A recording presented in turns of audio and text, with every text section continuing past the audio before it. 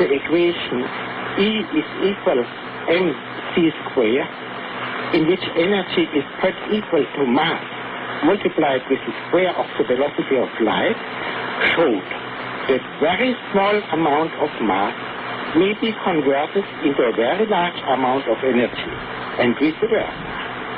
The mass and energy were in fact equivalent, according to the formula mentioned above. This was demonstrated by Proclas and Walton in 1932 experimentally.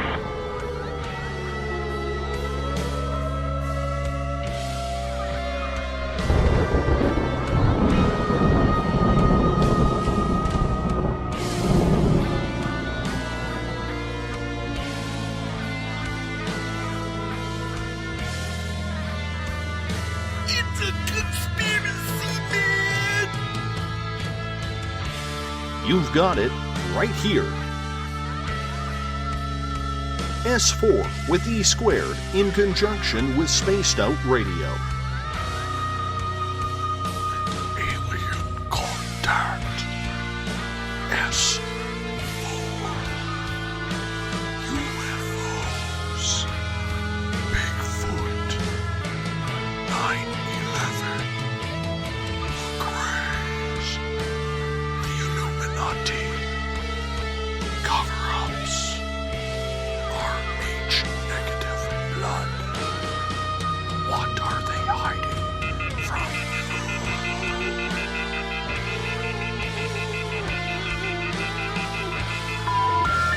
Sorry, your call cannot be completed as dialed.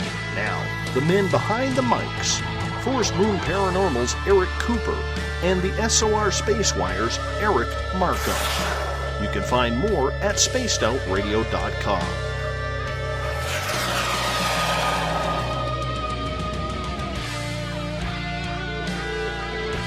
Remain seated, please. Permanecer sentados, por favor. Now, let's travel into the universe. It's S4 with E squared.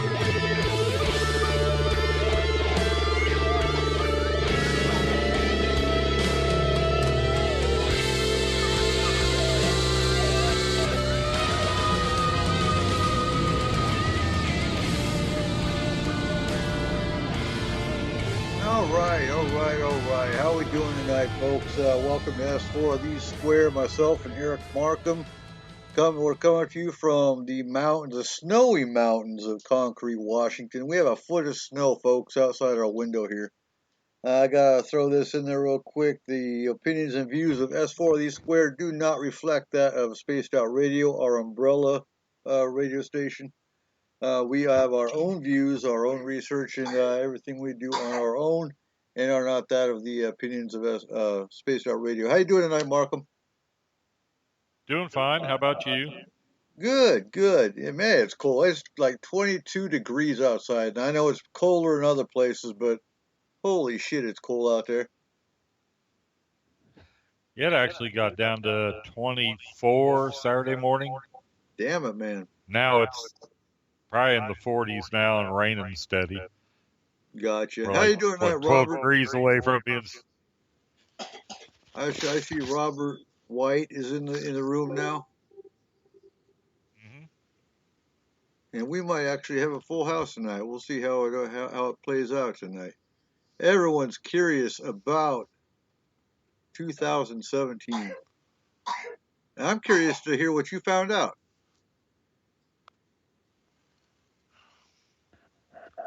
Oh, I've got all kind of good crap. Oh, good. Yeah. And you know what? The one that kills me every year, it never fails. Every year, actually more than once a year, it comes out, somebody says, it's the end of the world, Christ is coming back. And even in the Bible, it says, Jesus will come back like a thief in the night. Nobody knows the day or time. But all these so-called street corner preachers say, I've got lines in with God, and he said he's coming back next month on the 23rd at 3 p.m. Okay. I'll be waiting. Huh. Yeah. Yep. Bye-bye. Whatever. And, Oh God, who was it? And folks, you're gonna hear my kids in the background coughing. They're sick. We went to the hospital and they got some Z-Pack and they should be good. But they're sleeping in the living room tonight, so they're gonna be in the background. That'd be nice in 2017. So before we get to the prophecies, we're gonna talk for 45 minutes an hour about some of the projects that we are working on the paranormal side and the pagan side, because our headquarters is pagan. Forest Moon Grove, we are establishing as a pagan church, federally recognized, so that one, we can get DoD endorsement from the military to support pagan military, pagans in the military. Because as some of you know, there is no pagan chaplains in the military. Therefore, they have what's called a DRGL, a Distinguished Religious Group Leader. Oh yeah, once they get the Z-Pack in them, they'll be fine, Robert. But that and I ran pagan groups in Iraq, 2 different tours. I dealt with a whole lot of discrimination, a whole lot of harassment, a whole lot of persecution, literally, from chaplains, from my own military. We got treated better by Muslims than we did our own military.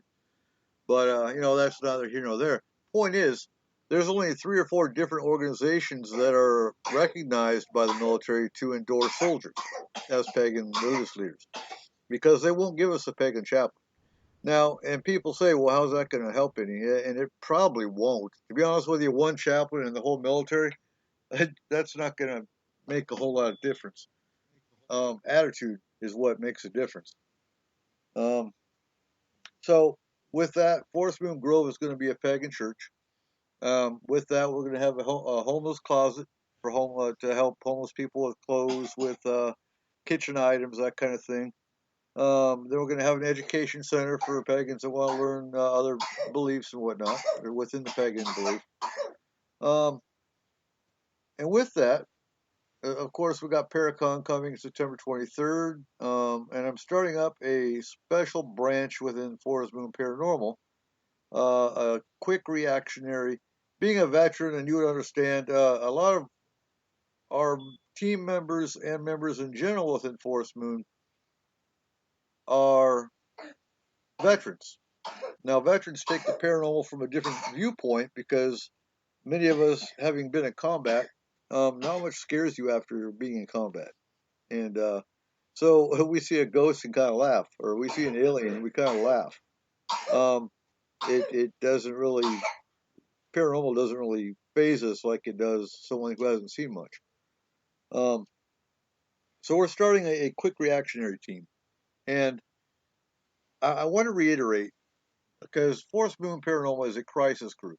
We don't go to hot spots. We don't go out there to prove EVPs and take pictures. And personally, I don't give a rat's ass about some of the pictures and EVPs that other groups get, because I already know the paranormal exists. And, when it comes down to it, I'm here for the client or the experiencer, and I'm here for the spirit. Because some of these spirits, they're either one, just misunderstood or confused, because some of them don't know they're dead. Others don't understand, you're actually intruding in their space, not the other way around. So, the QRT is not meant to attack.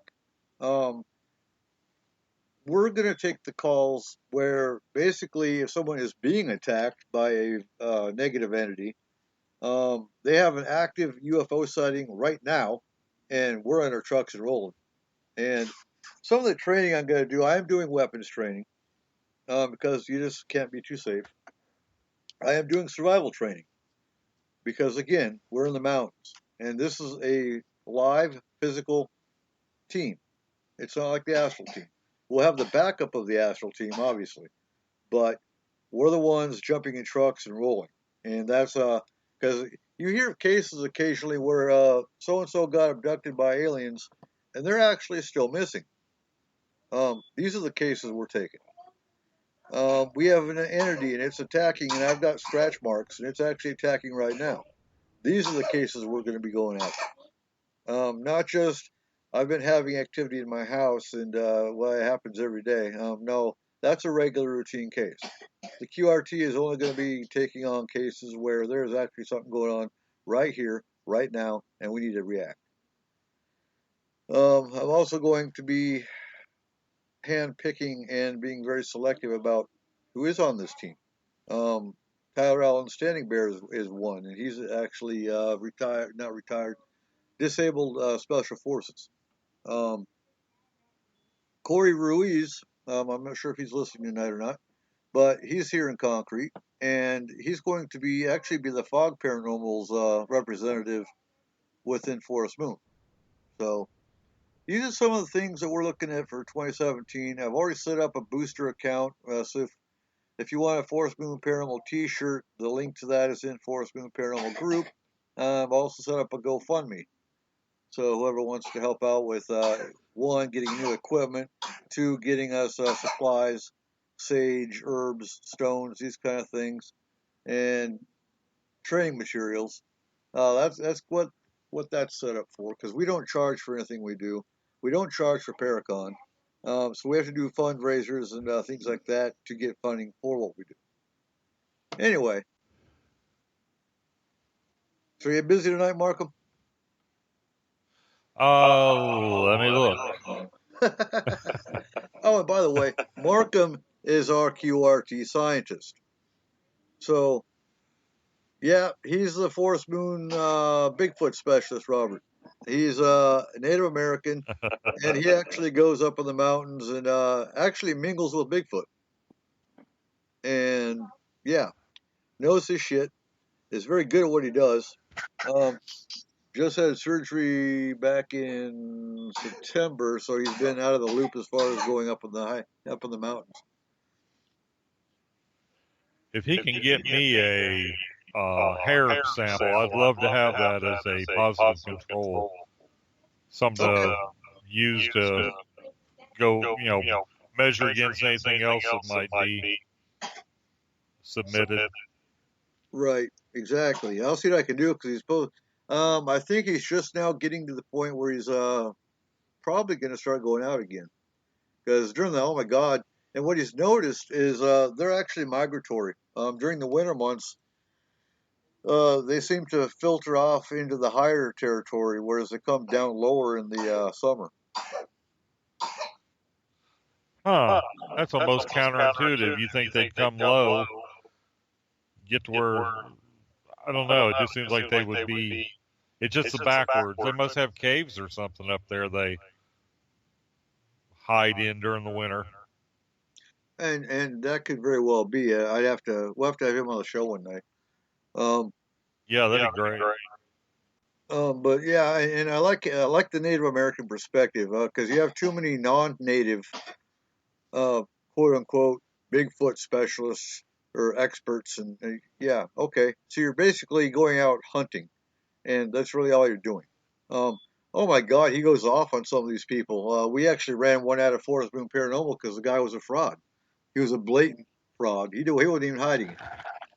And so yeah, coming from the Native American perspective, you can't just look at Bigfoot as science. That's just, especially if Bigfoot is interdimensional. There's no scientific basis for it. And I have a question for you.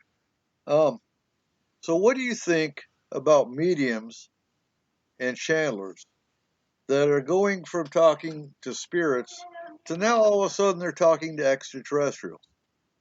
What's your view on that? Yeah. I got a bit of trouble with channelers, and I don't know. That's one of those things I'm highly skeptical of. And when it comes to now all of a sudden we're talking to, ETs, I'm going to reserve judgment, but I'm just a little bit on it makes my BS needle move.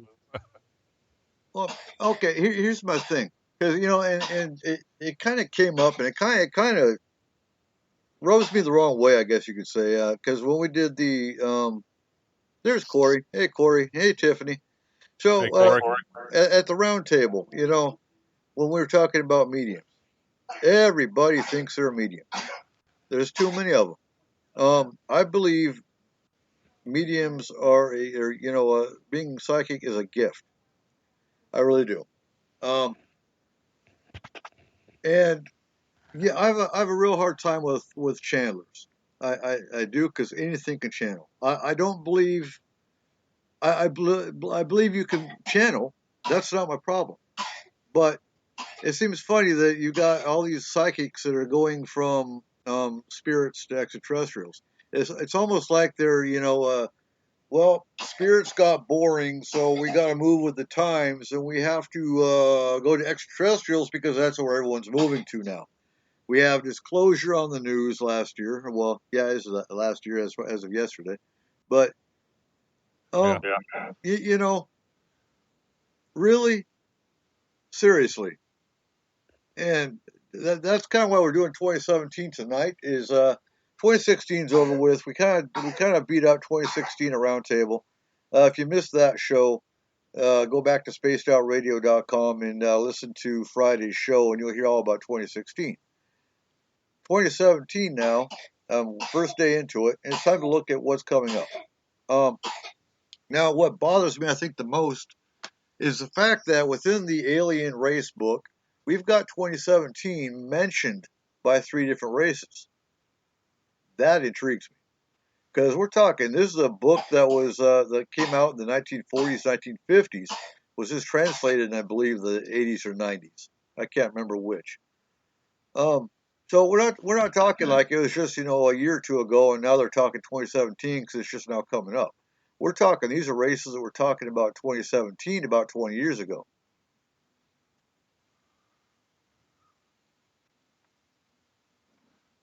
Hey, good evening or morning, Andy. How you doing? I'm waiting for Steven to get tomorrow, Andy? Yeah. Hey, what's tomorrow look like, Andy?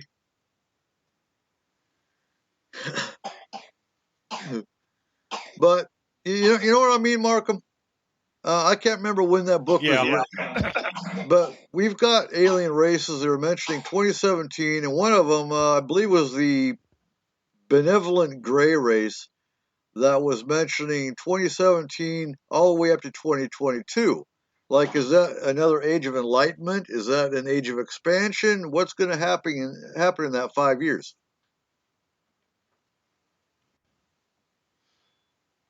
Yeah, some of the things I've been looking into for tonight's show. It's the broad headline will be aliens, come to Earth 2017. Well, then you go and dig into it, and it's like, well, maybe Nostradamus thought this was, prophesied that this would happen somewhere between 2017 and 2020. They're always hedging their bet. Right. And then you've got, I can't remember his name, but you got that wonderful, I don't want to say he's a preacher. I don't think he's a preacher, but the one that says Jesus is coming down on a UFO. He's going to destroy Putin, and they're going to change the world. It's going to be a one world government, and Jesus is going to make everything peaceful and believe one religion and blah, blah, blah, blah, blah. Really? Okay. Feed me some more bullshit.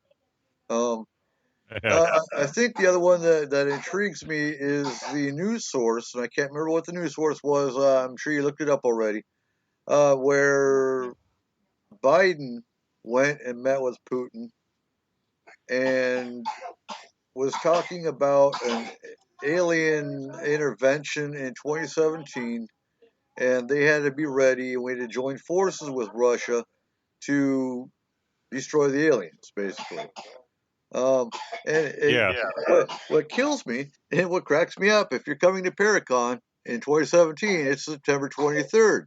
Well, all this stuff is supposed to happen like September 22nd, 23rd, something around there, about the time we're all going to be doing Paracon. And I'm like, really? Why? What's the timing? Right? And I picked September 23rd long before I even looked up the research on what's going to happen in 2017. It's not like I planned around that, No, but I'm not going to change my date over it, because, whatever. you know what? I believe in waiting to see what's going to happen. That's how I sit, and that's how I live. Now, that's the other thing with Forest Moon Paranormals. We will be doing a lot of survival training, how to live off the land, how to be self-sufficient, that kind of thing. You can say hi. Say hi, Markham. Hey, Markham. This is Cheyenne. She just Hey, has to say hi on the radio. Well, you know, we did our solstice show, December 21st, and both my kids, because I was hoping some more kids would call in, but nobody did. So it's just me and my two kids sitting here talking about solstice and Bigfoot and aliens, and Cheyenne sitting here going, "Hello, hello, how come no one's talking back, Daddy?" I'm like, "Well, you're on the radio. They don't talk back; they listen."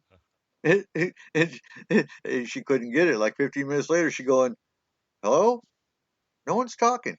Like, well, that's because they don't talk. They listen. That's what the radio is, unless you have a speaker.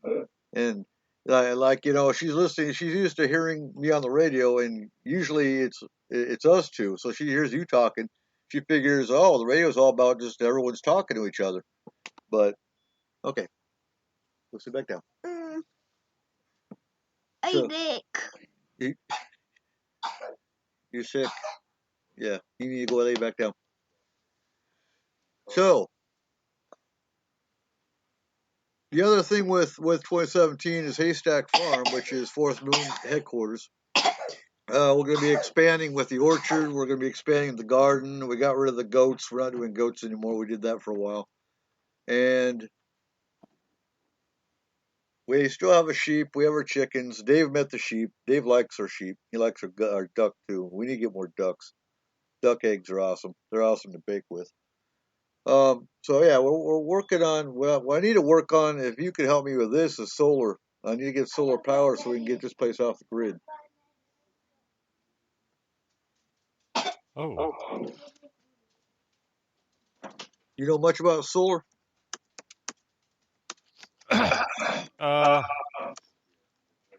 Right now it's so tightly controlled. It's kind of hard to, it's hard to get it cost effective. Yeah, that's the thing, because we can get solar, but it's going to cost like $15,000. And that's on the Well, low they're side. going to be bringing the prices. The prices are going to be coming down because they've come up with a new way of making the panels. It's not as labor intensive as it was, where they had to start with a solid block and then shave the block. Plus, now there was a guy. He was from Michigan. Let me Google that real quick, see if I can get a name. But he did something with amorphous solids. Oh, there it is. Let me see if that comes in. He was doing some stuff. It was a non-crystalline. It worked, it did. He could make solar panels with it, and it showed great promise. Of course, like anything else that shows great promise, it disappears.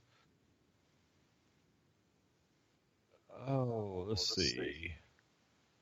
Right. And, yeah, so if we can get this place off, because, I mean, hell, we got everything's electric in this house, so we're paying astronomical rates on power. And should the grid go down, yeah, I want solar. If we get EMP'd, something like that, I want solar. So yeah, I want to come up with some solar and wind. Well, in my place. Yeah, and we've got wind. We've got wind that crosses the pasture down in the mountain. So, we've got some alternatives, some plans here. Now, according to Skeeter, nothing's going to really happen that we need to worry about till about 2019. So we've got some time. We have a couple of years to get everything in place and get everything ready to go. I'm kind of encouraged. This is actually the first actual winter we've had here. This is the first snow I've seen here, and we've been here for 5 years. I'm from Skagit County, but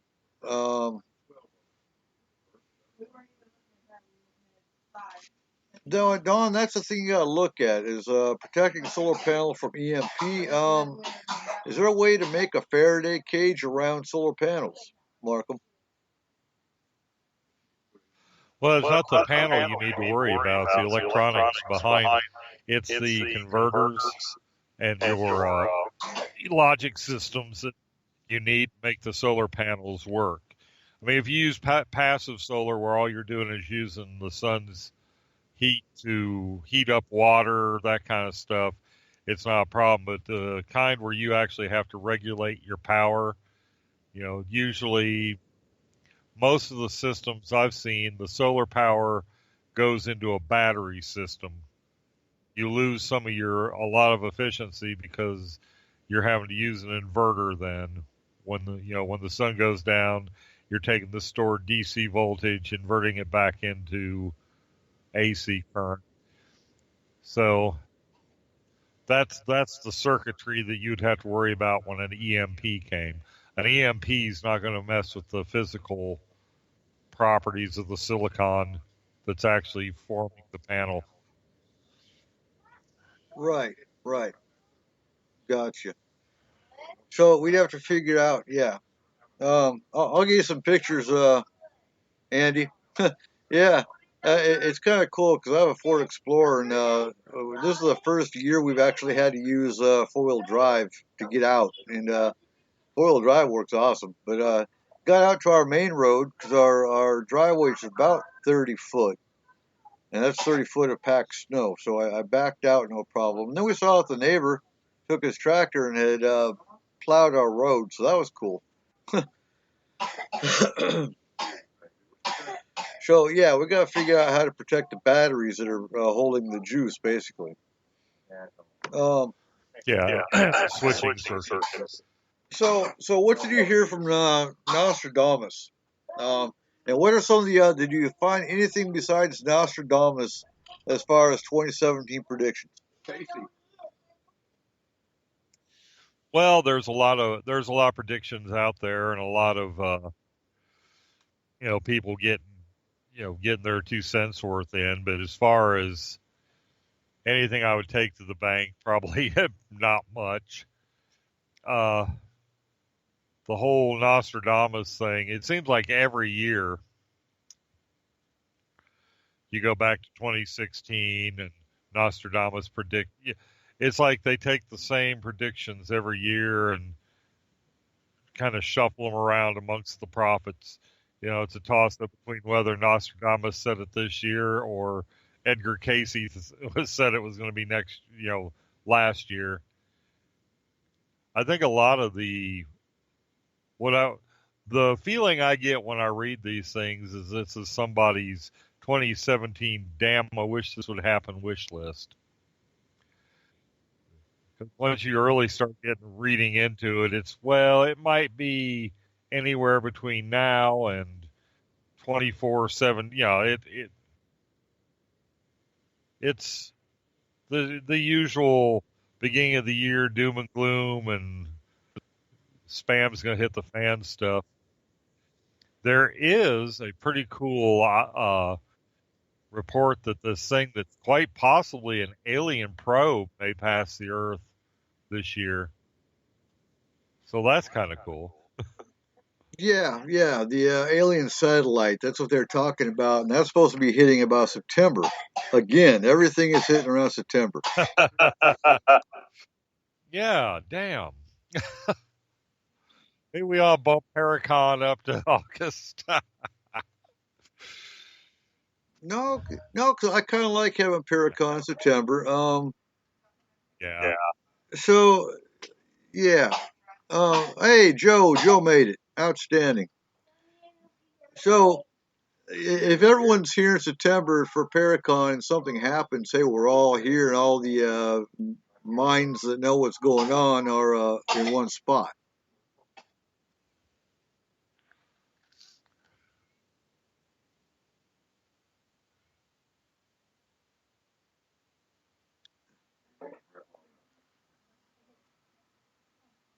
Yeah, actually, Don, no, we're actually very herbal. Most of our stuff is herbal, and we do use honey in tea and whatnot.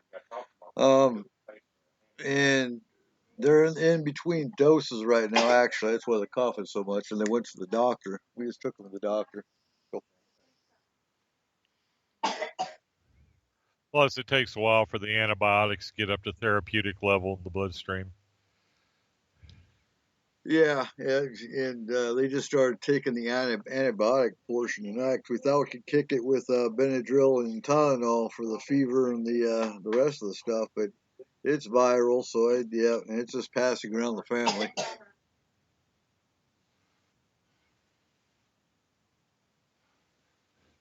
Hey, I was going through the same thing about 2 weeks ago.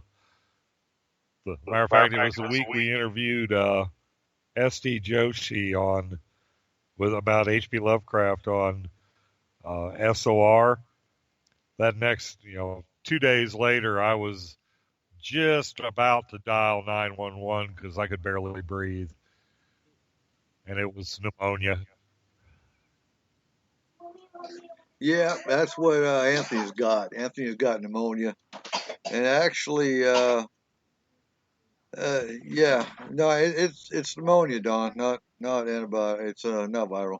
But yeah, and Shine just got over her pneumonia or walking pneumonia. So yeah, it just passes around. Hey, how's them pointy sticks doing, Joe?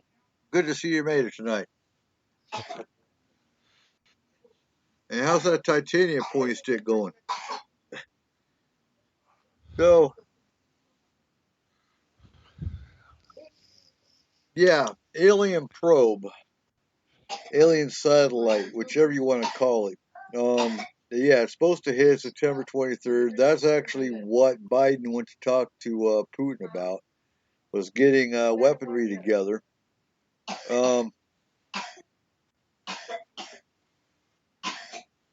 So they can fight off this alien probe.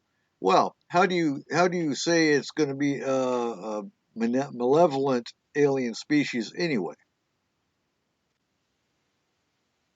Right.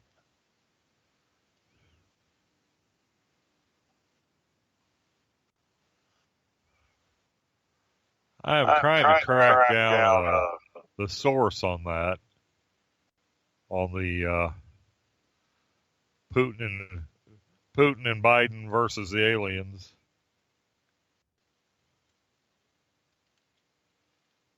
I read it earlier today. Oh, let's see. Not really, Joe. Not really. Actually, your two main races that are malevolent are the reptilians and the greys, and that's let's see. There's 4 different reptilians, different reptilian castes that are, and they're all malevolent. All the reptilians are. There's no good reptilian species. A good reptilian species is a dead reptilian species. Anyway, but yeah, the Mater Greys are the only gray race out of 16 subspecies that are good, and they have nothing to do with the other grays, other than they are the malevolent ones. The Pleiadians are benevolent, from what I understand. For the alien ratio, we've made it up to the G's, and that is from the last weekend. No, the second weekend. Yeah, Slipsy Ray. There you go, Slipsy Ray. But yeah, the last show we did was the alien race show. That was the second in the series. Third in the series will be next weekend, and should be the last of the alien race. And then we're going to go into the fairies. We're actually going to do about 3 shows on fairy races. Then we're going to compare. Then we're going to compare the two. The Maters, I believe so. Yeah. Oh God, who shut down USA and Russia? Oh God, which race was that, Markham? Do you remember? I'll have to go back and No, the Pleiadians. I thought we'd give them credit for that. Yeah, because actually, if I remember right, the Pleiadians are the ones who came down. No, it was never mind. That was the Greys. The good Greys came down and actually gave the government an ultimatum that you can give us your nukes, or stand down with your nukes and we'll help you. And they said no. They wanted alien weaponry. And so the Greys said, okay, good luck. And they're the ones that actually went and lived with the Hopi Indians.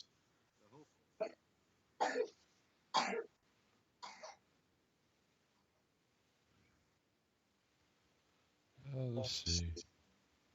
Yeah, no, it wasn't a negative intention. They shut it down, so just kind of as a sign that look what we can do. And you guys really shouldn't be using nuclear weapons because, well, it's kind of a toy that's not within your realm. That was pretty much their intention. Plus, you guys I don't want to screw up the real estate so they can't move in. Well, not just that. I mean, think about it. We shoot each other with nukes down here. Just think of what it does to the rest of the galaxy.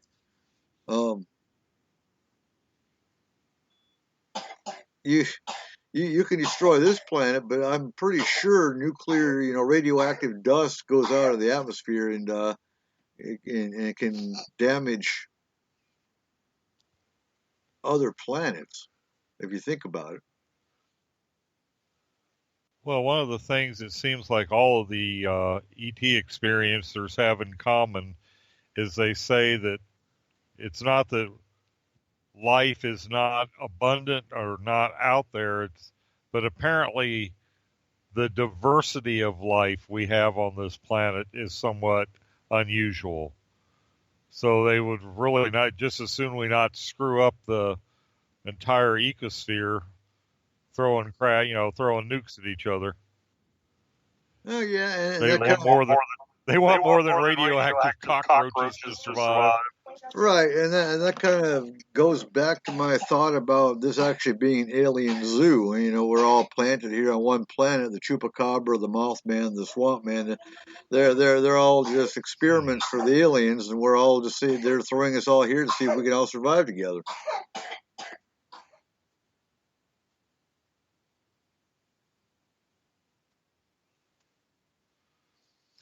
I've been wondering about that myself, because you've got it's like you've got these Bigfoot sightings, and now the Dogman sighting. It's like, where did Dogman come from?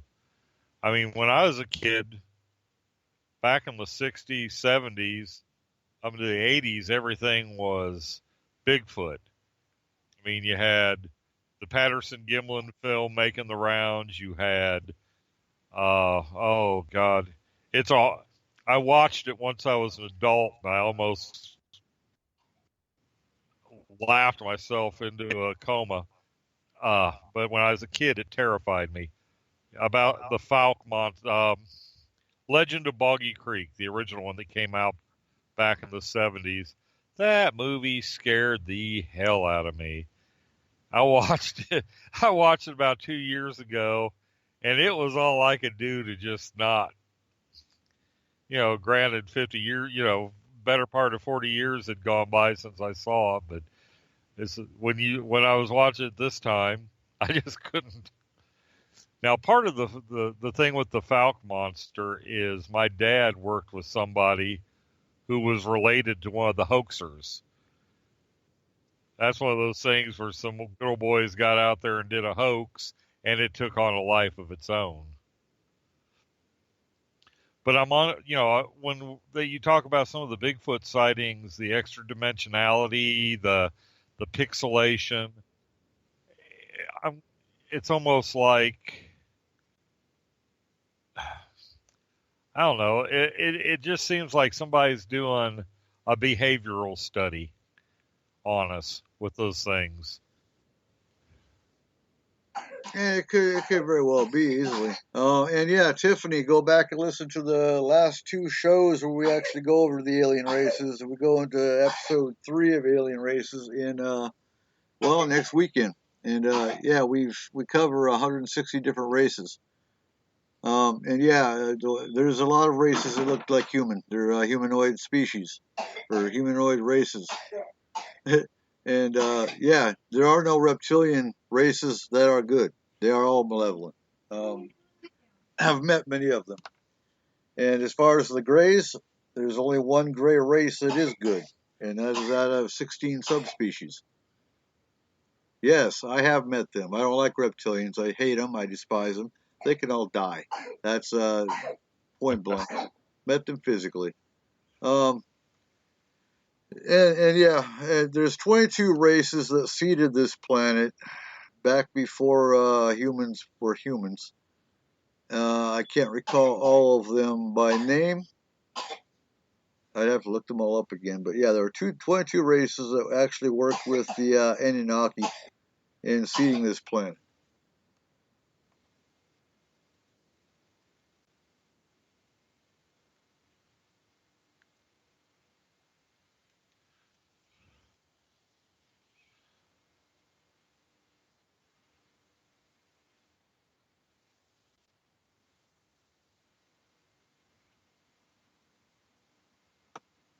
Anyway, enough about that. 2017, Markham. What else you got for 2017? Well, let's see. Jesus is going to lead a battle with help by ETs to defeat Putin, who is the Antichrist. And depending on whose prophecy you read, Putin's going to win and take it. It's almost like somebody took the plot to Lord of the Rings and put Putin in the part of Sauron. I've been having a blast reading these things today. But yeah, the whole thing, Putin being the Antichrist, and which I figured they were going to say Trump was the Antichrist, but no, it's Putin. My computer locked up. I had some pages saved. Hang on. Well, let's see. The mysterious object, which is supposed to go pass by Earth. See, actually, this thing, they're talking about it now like it's new, but it was actually discovered, not back in November of 1991. And supposedly, the rings of Saturn are populated by self-replicating living spaceships, and they're overpropagating, and they're going to have to come to Earth for food material, which seems sort of like a plot from one of the seasons of Stargate with the replicators. I don't know. You just take your pick. Come up with something wild, and I'll see if it's been prophesied to happen this year. Well, I was encouraged. Oh, come on. I was encouraged. Now, unless someone could correct me, there has been nothing on the news about any kind of terrorist attack or, anything really violent or anything to bring us into the new year. Right. Oh, let's see. There was supposed to be, like I said, I had some pages pulled up, and what happened is my terminal locked up, and I've lost some of my pages. So, well, hearing those coughs, that's just bringing me back to where I was a couple weeks ago. I feel for that baby. Oh, so what happened in Turkey, Joe? I know you can't. Hell, I need to find our call-in number. Our call-in number? Let's see. 360-322-4853. Does that sound familiar? Yeah, it does. We can go ahead and experiment and try it out tonight if you want. If someone wants to call in, Okay, go for it. That's the call-in number. I just happen to have that on a Post-it note stuck to my computer, my laptop. I'll post it in the chat room.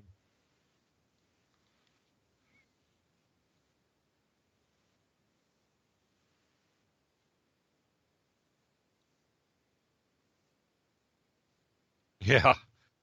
That was me 2 weeks ago to the point where I couldn't draw a complete breath because my chest was so sore.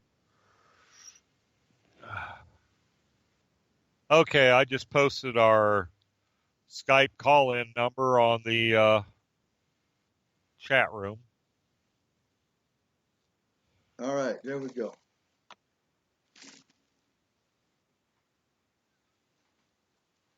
We haven't used the call-in number yet, so this will be like an experimental thing tonight.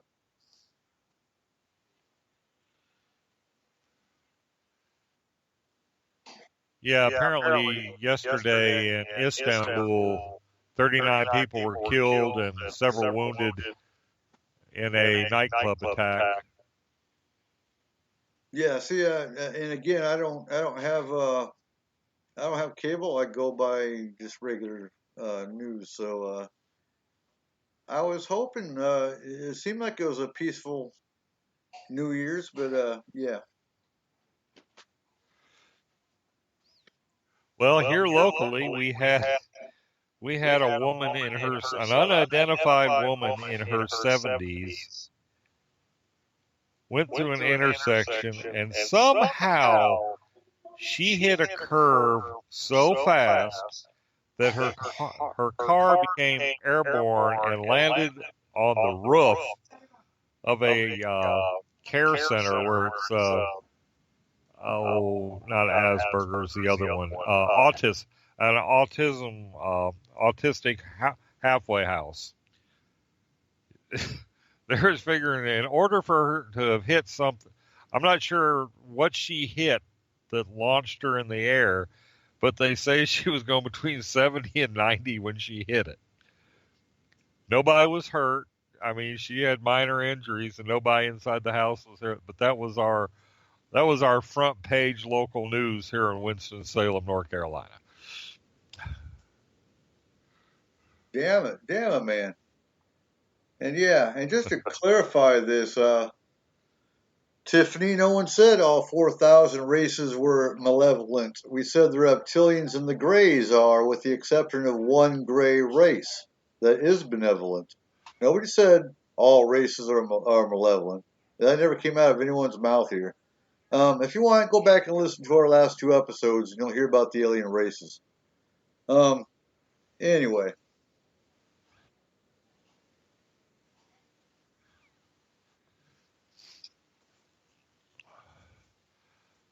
Yeah, I've actually reptilian, somebody, and the mantids. I've heard both ways on the mantids. Well, the mantids are actually supposed to be a part of Bigfoot. Bigfoot is supposed to be the mantid species by one theory. And this is all really okay. Yeah, this is all the folks. This is all alleged. You can go out and do your own research. You can do the same research we do. By any means. I don't go strictly by the word of channelers. I do not go by strictly by the word of psychics. I like having secondary clarification along with channelers and psychics, because anything can channel, whether it's spirit, whether it's a malevolent spirit, whether it's any other negative entity, even a positive entity. Anything can say it is what it is, and I don't go by just channelers alone. I don't believe channelers alone. I believe people can be channeled. That's not my problem. My problem is some of the information that comes through channels is false. I go through my own personal experiences compared with verifiable proof, and my own gut, my own instinct. That's what I go by. I don't go by one person alone.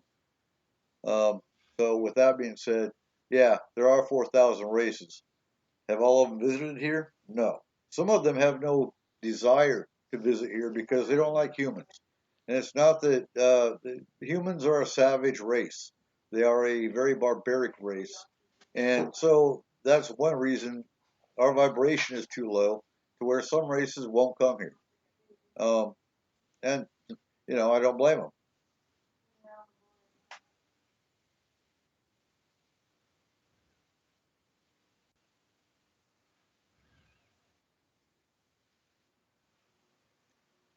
So, what are some of the Nostradamus predictions, Markham?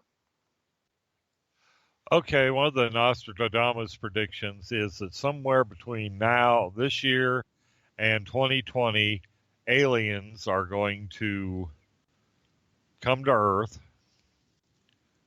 Here we go. Hang on. I'm getting one of my pages back. Okay. Let's see. Well,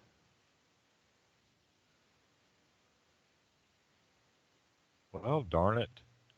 I had some really good stuff lined up from about 3 hours ago, but I guess leaving it set up like that made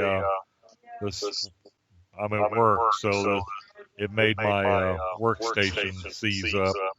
So I lost all of them. Okay, real quick. Let me look up.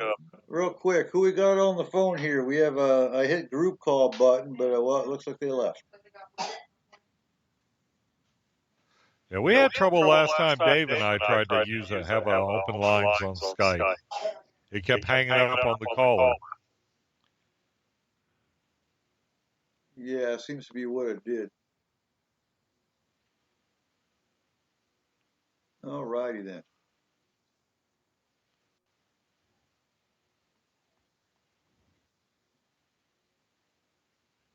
So anyway, Nostradamus.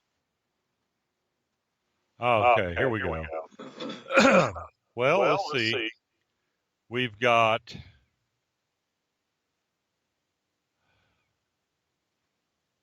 let's see.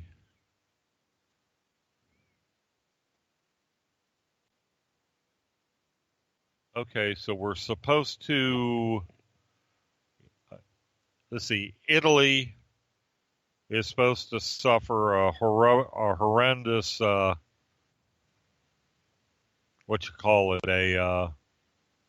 their financial system is supposed to basically they're supposed to go the way of Greece. That's one of the predictions. Let's see, something's going to happen in South America. That's what happens. I have a program I have to stay logged into for work, and when it times out, that's what's causing all the grief. Hang on, let me hit a refresh button. Always have these fun technical issues when we do it from work. All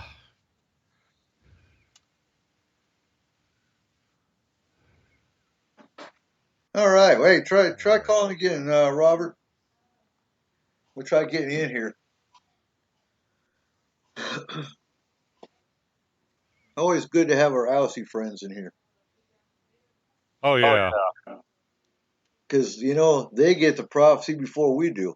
Yeah, they get it a day early. Exactly. They can call us and forewarn us. Hey, it's coming. Yeah, there's an alien with Jesus in it coming. Yeah. Yep. Oh. Well, supposedly China is going to become a superpower, like they're not already, but apparently they're going to take some steps to fix the economic imbalance that currently exists throughout the world, and it's going to cause ripple effects throughout the world. Let's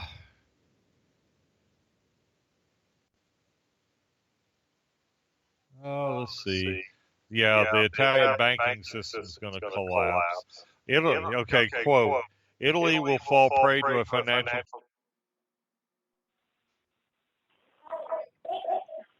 All right. Markham, they just put you on. Hello. Hey, how you doing? Good. All right. This is Eric Cooper. Let me see about getting Markham back in here. Yeah. Okay. Because it won't let me do group call. You still there, Markham? Yeah, I am. Markham. Hold on. Eric Markham. All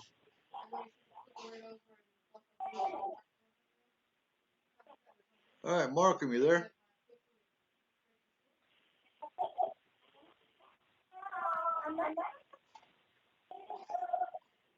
All right, hold on. Let me try something else here. All right. Stop.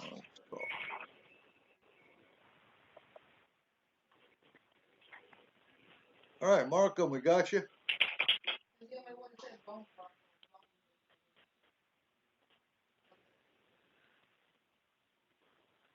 Okay, I think we're freezing up here. Maybe. Well, you got to put a snow so you might be. Right. I hate technology sometimes. So how's Elsie Land doing? So do I. Oh, it's going okay. Yeah, it's been raining up and down today down here. All right, hold on a Yeah. second. But if we are going to be getting all the information first, does that mean that we're going to get attacked first? I reckon so. Oh But dear. not according to the movies. All right, we're trying to get you both in here. Yeah.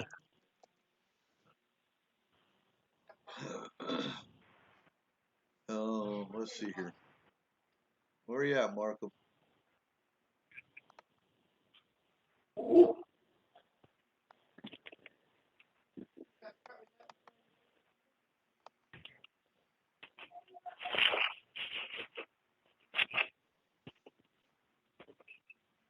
All right. And just bear with me, folks. Here, I'm trying to get everybody online here, and it's just not working. That's what happens when you have Skype.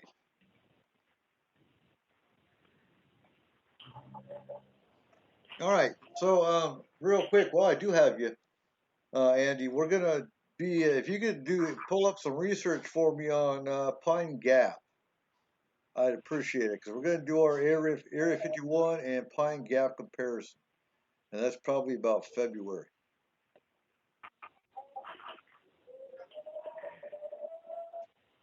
Still there, Andy? Me, Robert, you mean? Huh? Well, I did. I actually looked up on Google the other day on the maps, and Pine Gap has followed a very similar design to another one that I saw. It was somewhere in the US. I think it wasn't Area 51 or anything like that, but it was just another standard military base. Oh, it wasn't by. It's definitely. Yeah, it wasn't by chance. Oh God, it was a proving ground. Steve-O. Yeah, if I could get all my Aussie friends there to look up Pine Gap, give me as much information on Pine Gap as you can, so I can do a comparison. And we're sending you healing energy there, Steve, so you can get better. Now let's see, Dugway. It's Dugway Proving Grounds. Is it maybe what you're thinking of? It could be, yeah. Because I know I've heard through. Yeah, I was looking at one that was mentioned in one of the shows, and I brought it up on the maps, and I compared it to the one I saw at Pine Gap, and it was virtually identical. Okay. Even down to the pool. Because we got Dugway Proving Grounds, we got, of course, we got Dulce, New Mexico. Wright-Patterson Air Force Base is another hot spot. Nellis Air Force Base in Nevada is another hot spot.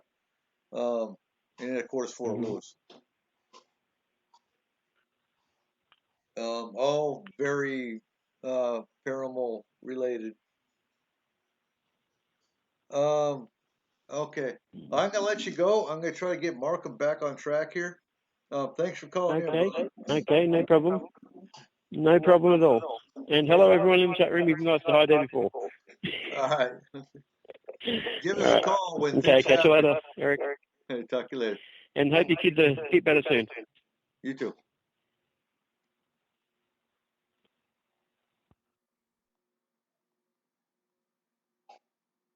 All right, you back, Markham? No, Markham is not back. Okay, hold on, folks. I'm getting Markham back in here.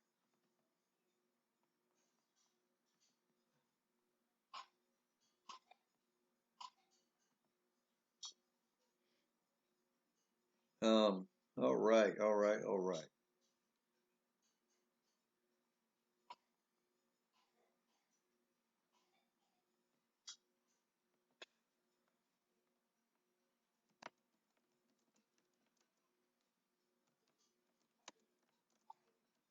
Sometimes this technology just doesn't work out right.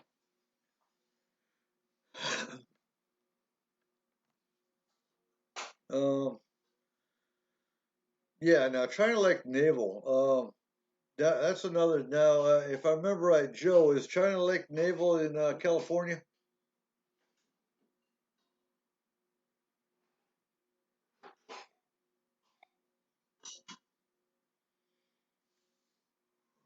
Let's see. So, Markham, if you can hear me, need you to hang up so you can, yeah, so it can call through.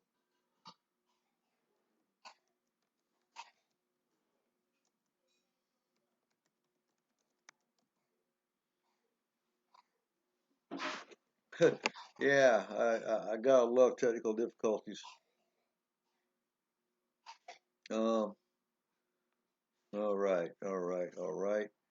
So again, let's go over some while we're waiting here. So January 8th is going to be Alien Races Part 3. January 14th, we're going to talk paranormal. Actually, January 14th is our first paranormal discussion at the Lone Star Restaurant here in Concrete. And then we're going into the next 3 shows of Fairy Races 1, 2, and 3. February 5th, we're going to tie it all together for you and show you the signs and symptoms of a spirit case, a fairy case, an alien case, and cryptids, and how you tell them apart in an investigation.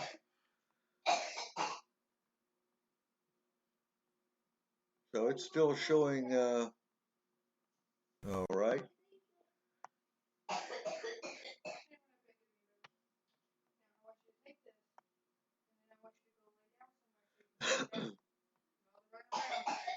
All right, now it's showing me is ringing. All right, we got you back, Markham. There we go. Yep. All right. There he is. Your volume is real low, though. Okay, let me check and make sure the right things. I think part of it is I'm in this noisy lab and I've got this. I've got a. I got you back. Yeah, it was on my end. All right, there we go.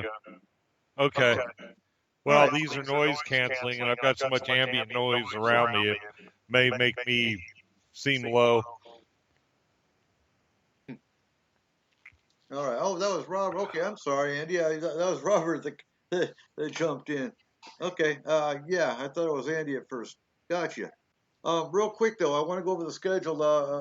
Like I said, we got paranormal discussion is going to be the second. If you're here local in Concrete, and you listen to our show every second Saturday of the month at the Lone Star Restaurant, 6 p.m. We are doing paranormal discussions. This month we're doing the QRT first meet and greet meeting, so I can start screening people, get them into our training sessions. So the 15th, 22nd, 29th of January is Fairy Races 1 and 2, 1, 2, and 3. February 5th, we'll be tying them all together. Basically, if you walk into a paranormal investigation and you look at the signs of what's going on, you'll kind of be able to see the differences between a spirit, a fairy, alien abduction, or a Bigfoot. And February 12th, we're doing Hollow Earth theories. I'm losing my voice here. The 19th, we're doing paranormal missing people. Kind of taking a David Paulide's approach and looking at his research versus kind of our own experiences. February 26th, we're going to do Earth changes, HARP, and geoengineering. Now we get into some interesting stuff too. In March, we're going to do ancient aliens. March 5th, are gods really aliens, and where did religion come from? The 11th. Well, that'll be a loaded. Oh, well, it won't. It'll be fun. That's how we roll in S4. March 12th, Ancient Alien Theories 1. The 19th is the second one. The 26th, we're doing Pine Gap, Australia versus Area 51. USA, what are they doing? April 2nd, NWO, Government Elite, Bilderbergs, and Corrupt Corporations. April 9th, we're doing the Montauk Project. April 16th, Alphabet Soup Agencies and the Secret Government. The 23rd, Presidential Secrets, Who Saw What? April 30th, Native American Lore and the Paranormal. And May 7th is going to be my favorite. What do you do if there's an alien invasion? We're going to talk. We're going to talk different, and we're going to kind of tie it together. We're going to look at the weaknesses of some of the alien races we've discussed. We're going to look at the weaknesses of some of the cryptids we've discussed, the weaknesses of fairies, the weaknesses of everything, and the strengths of all of them. Basically tie them all together on that side of it. And then we're going to see what weaponry will affect what. What weaponry is going to affect what. And then we're going to talk survival skills and, yeah, pointy sticks. You can throw a pointy stick just as well with like a javelin as you can, stab something with a pointy stick. You ever tried throwing a pointy stick like a javelin, Monk? Yeah, actually, you can take nails. If you find a fairy mound, I don't believe in attacking anything unless it's malevolent. There's fairy mounds around up here, and basically, if you want to kill off or shut down a fairy mound, you drive an iron nail through it. That's all you gotta do. Drive a nail through it. I like raccoons. Raccoons are cool, but that'll be a fun show to do. And indeed, when we talk about aliens that invented religion, that's always going to be a loaded subject anyway. Especially now that we have the Catholic Church recently that came out and said everything's a demon and we must have more exorcists. Really? They just took paranormal TV and gave it credence, is what they did. You still with me, Marco? Yeah. I'm hitting my refresh button there. I'm trying to keep all these windows open so that I don't lock up again. Yeah, I can't keep windows open. It kind of sucks. Well, I have to keep one open for work. I have to monitor what's going on in the ER and whatever. And if you don't hit it every few minutes, it shuts down. And then when it shuts down, it takes the whole terminal down with it. So every once in a while, I got to minimize things, hit the refresh button, and get back to where we're at. I had gotten up to like the third prophecy with Nostradamus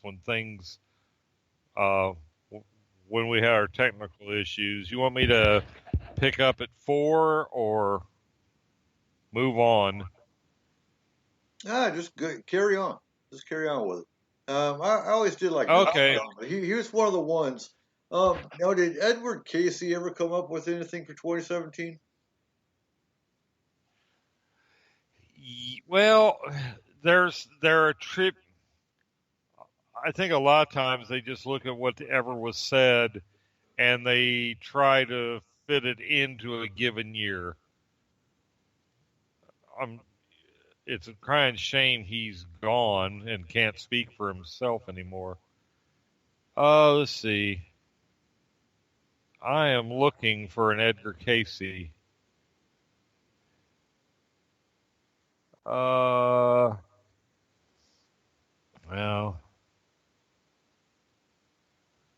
the Alamogordo prophecies are something I had looked into. That's mostly nothing. So Nothing I saw was specifically as 2017. Now with Nostradamus, they actually have specific. Nostradamus says this is going to happen this year. We're going to have some more.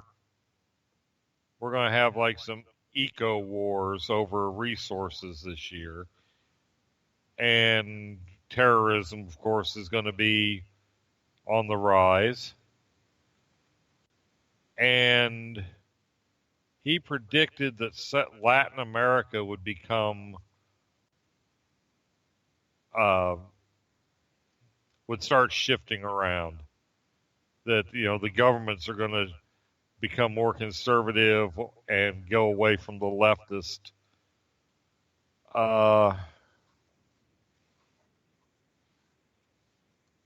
Okay, here the sixth one for this year, which I feel like it's already come true, is the United States will run out of control and will become inept in addressing global issues due to political corruption, ideological divisiveness, and increasing inequality.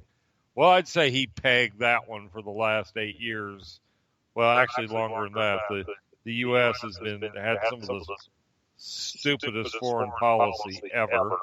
Well, okay. But it's going to get worse. Look who we have. And I mean, look who he pegged 2017 because who's about to take over this month? And my parents being the very much devout religious people they are, my mom was terrified. I mean, terrified that, oh my God, Obama is going to take everyone's guns, and Obama is going to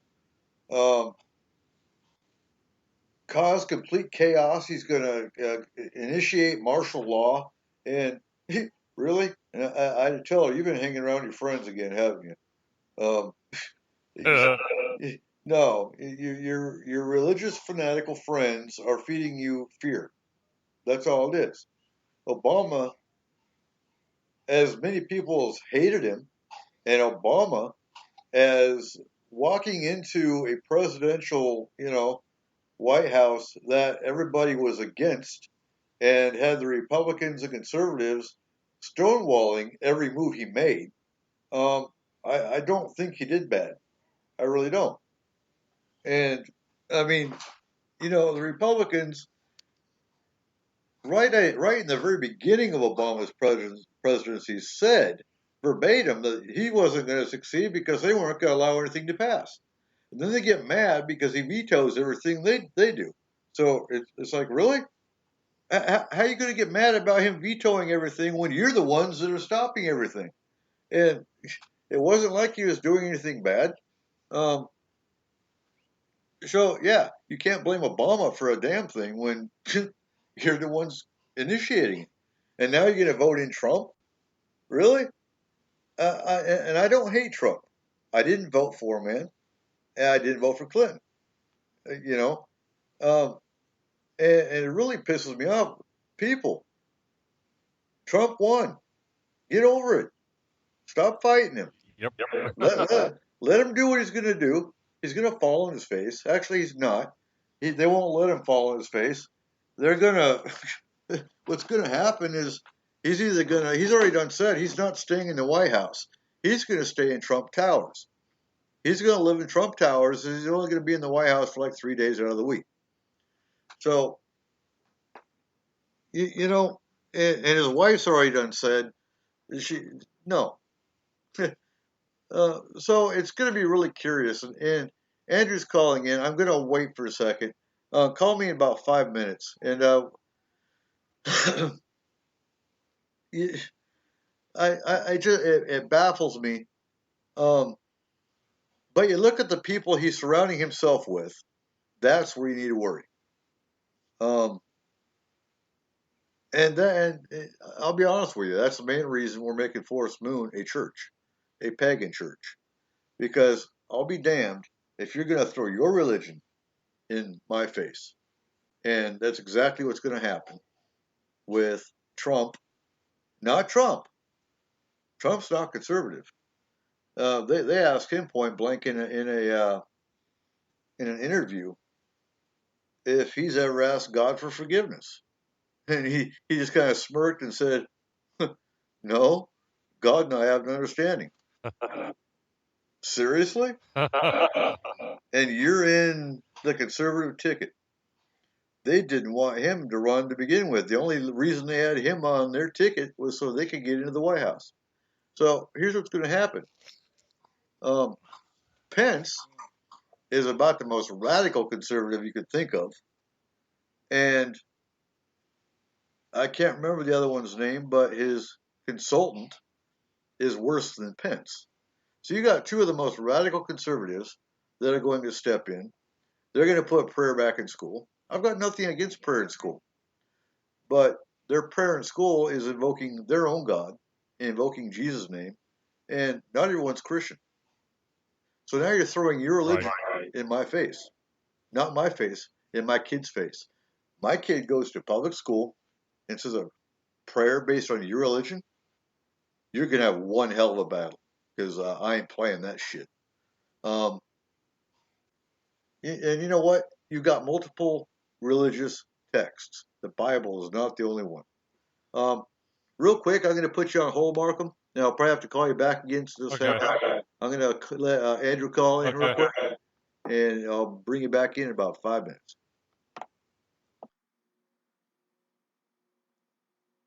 Andrew, we got you?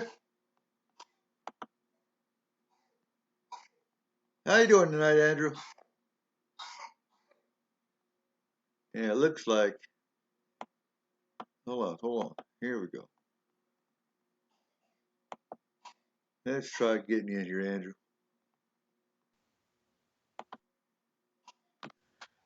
How you doing tonight, Andrew? Hello, Eric. I'm sorry to cause trouble, mate. Oh no, you're fine. You're fine. We're actually having fun. We're having fun with this call in. So what's going on in Aussie Oh, not much, mate. But I'd like to make a special prayer for Stephen R. Kelly because he's been a bit sick and been a bit down. So pray for his healing and get well soon. Okay. I see we're having internet problems. You still there with me? You still here? Can you hear me? Yeah, I can hear you. Okay. Yeah, I'm still here. Can you hear me? Yeah, I got you. Yeah. We're having Skype issues. But no, you're still connected, looks like. Yeah, do you want me to drop off and try again? No, I've still got you, it looks like. Yeah, but it's bad connection, so I might drop off and just try again. Okay, go ahead.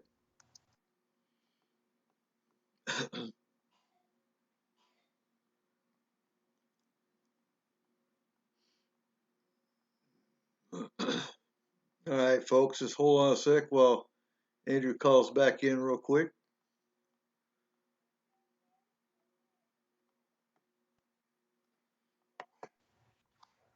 All right, there he is. You with us, Andrew? That's better, isn't it? That's good. Yeah. Sorry about that, guys. No, you're fine. You're fine. Yeah, So a very special prayer for Steve out there. He's been sick.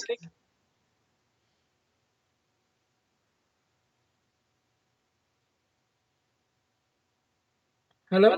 Yeah, I'm still here. I was waiting for you. Sorry, just a very special prayer for Steve R. Kelly out there in Australia who's been a bit sick and been a bit down. So sending him healing and special prayers.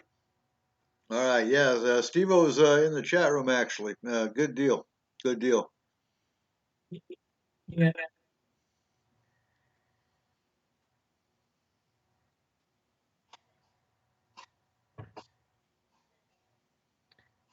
And I can hear your little one in the background coughing. Special prayers for your little one. Yeah, thank you. Yeah, we got pneumonia floating around here.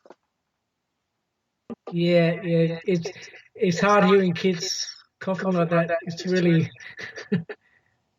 so very special prayers to your little ones. All right.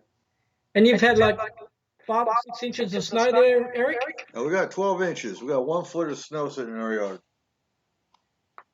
Oh wow, that's a lot. Matter of fact, immediately after the show, I'll take a picture and throw it up in Forest Moon. Oh, very cool. Yeah, we had 7 inches this morning, last night. Now it's supposed to get down into the 20s. Good night, Don. You have a good night. But yeah, it's supposed to get down to the 20s all week and start snowing again next Friday. So it's actually winter. This is how winters used to be back in the day. This is the worst I think I've seen it. Of course, I did 20 years Army, so I wasn't around here for a while, for about 20 years. But even in childhood, I remember one year where it was about 6 inches to a foot. And that's probably about 11 or 12 then. But no, we haven't had a winter like this in quite some time. Hopefully it kills off the fleas. Hopefully it kills off the fleas and all the bugs and whatnot, and we don't have a flea problem like we did last summer. Well, we've had the opposite in Australia. We've like a few days of like over 40 degrees Celsius, so pretty hot. Right. And now you have about 90 to 100 degree summers? Yeah. So yeah, absolutely. Well above that. And the humidity's been the humidity also has been like 80-90% too. So it's like the double whammy. Oh God, that's like the South. Really hot sun. That's like Southern United States in. So we get the burning hot sun, plus we get the high humidity where, so you can't win. Right. We can get both. Yeah. All right. Well, thanks for calling in, Andrew, and we'll get Markham back in here and finish up talking about 2017 prophecies. Yeah, and I just want to, as I said, just say a special prayer for my fellow Aussie, Steve, and everyone out there in the chat room. And I just wanted to pop in to say a quick hello, and I love your show, Eric Cooper, and I love what Eric Markham does too. So thank you very much. All right, thank you. Always great to hear from you guys. Yeah, I'll drop off now. Take care, guys. All right, thank you.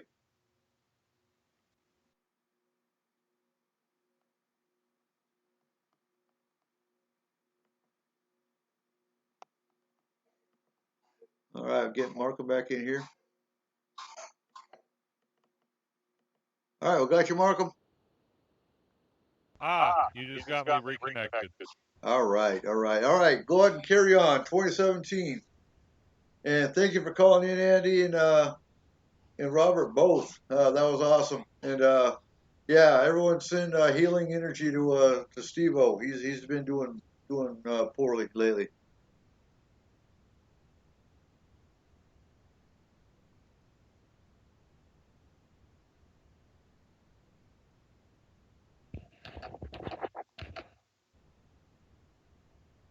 Okay. Oh, okay. Sounded like I was disconnected again. Let's see. Supposedly this is the year solar power comes into its own, and commercial space travel will become viable and real, and the Ukraine and Russia will make peace. That's the top 9 Nostradamus predictions for 2017.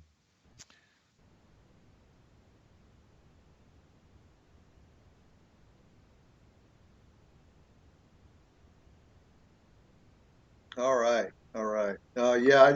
You know, I was looking for something involving alien invasion. I didn't see nothing from Nostradamus involving it. Now, Russia and Ukraine making peace, it's always possible.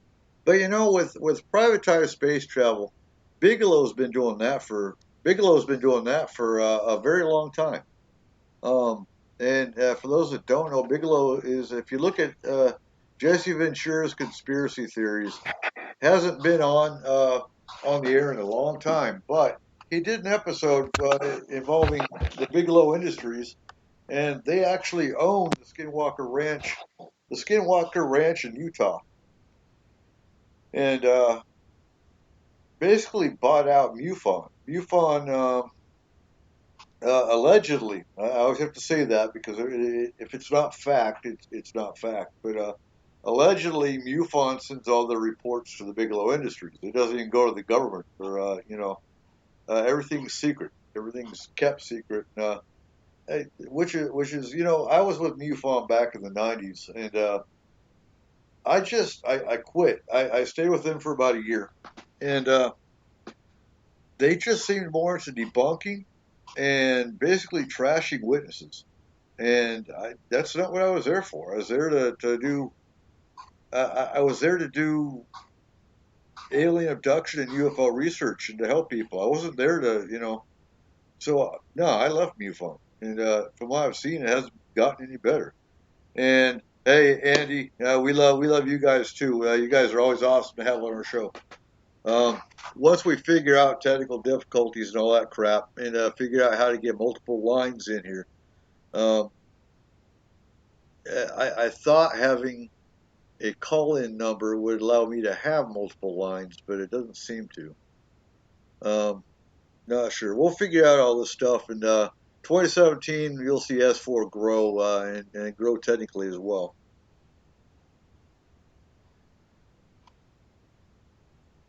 So yeah, now Markham. Other than we've got a little bit of a delay issue, and yeah. No, I was going to ask. You broke up on me. Hang on, repeat. Yeah, no. What I've been doing too is muting my mic when you're talking because it seems to kill the echo problem. Yeah, Trippin, he does. That's the thing. Bigelow does own MUFON. Now, I haven't seen that black and white as verifiable, so I have to say alleged. But that's a rumor. I heard that on actually Jesse Ventura's show. Now, this week's going to be kind of busy for me. This week I'm going to actually be making paranormal SOPs for Forest Moon, especially with our quick reactionary team. And then I'm going to be doing research for future shows. Now, if you guys have a topic you want to hear about, I've got I think it's May 1st is our alien invasion show. But if you have a topic that's really pressing and you want to hear about it, let me know and we'll get it squeezed in. We've bumped shows before, now we can do it again. We had the shooter, we actually bumped the HARP show, and that's why I'm doing HARP again. So, other than hearing there's an alien satellite hurtling towards Earth, have you heard anything else alien invasion related?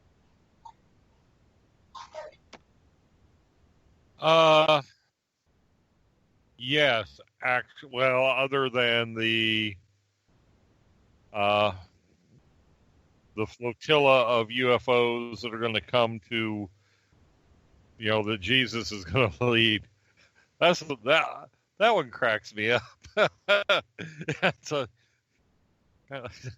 just the whole idea that, okay, if the Christians are right and Jesus is the Son of God, why does he need UFOs to help him conquer the earth? But anyway, there's also, did I mention the one about the living spaceships that are living in the rings of Saturn? No, that's a new one. I haven't heard that one. Supposedly,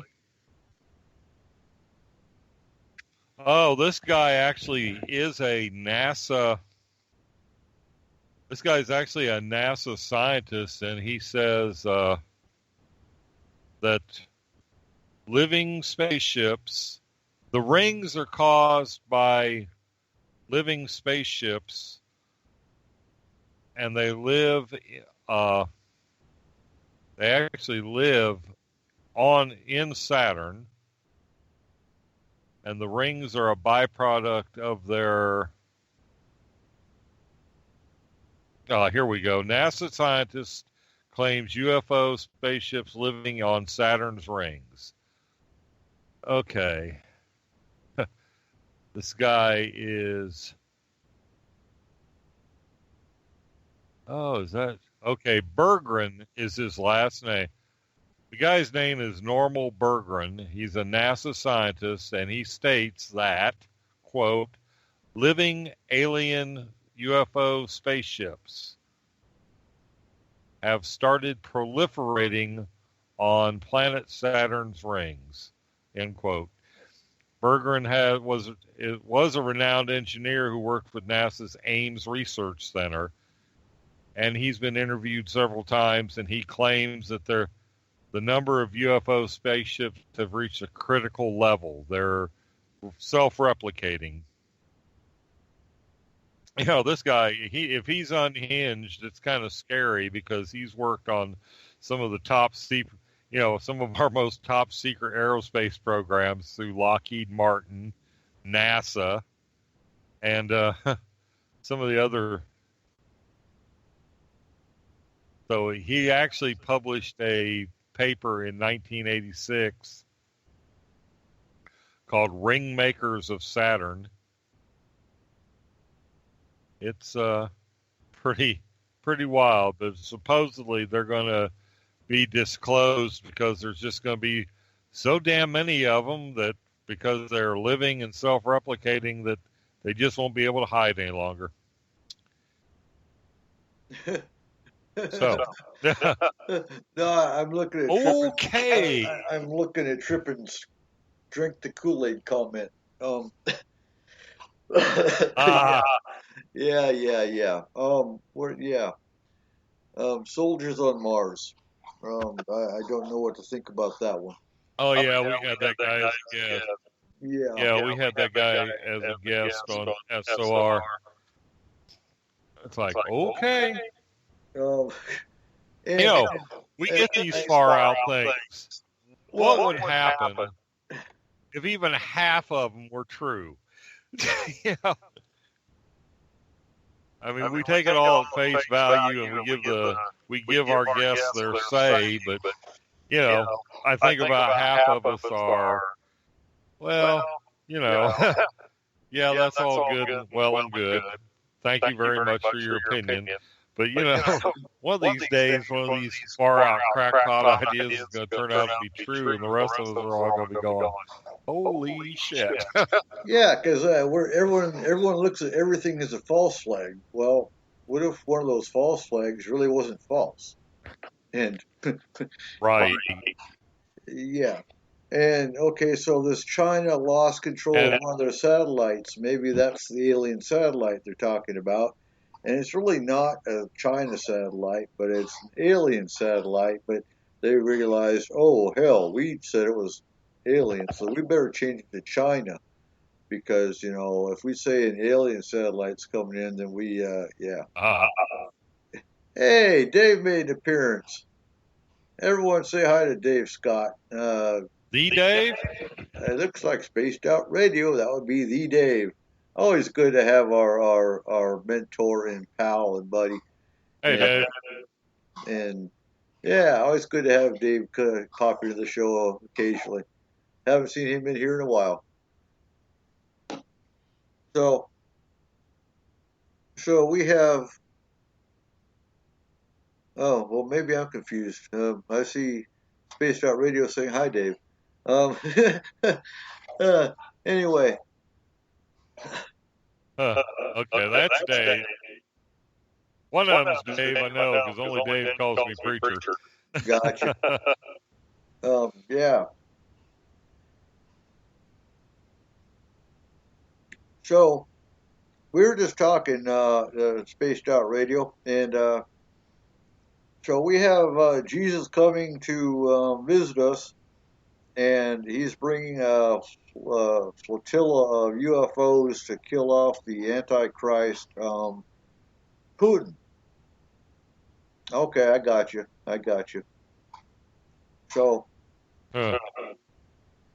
and it doesn't really matter which one of these, alleged theories happens. They're all going to happen September 22nd, 23rd, 24th when we're doing Paracon.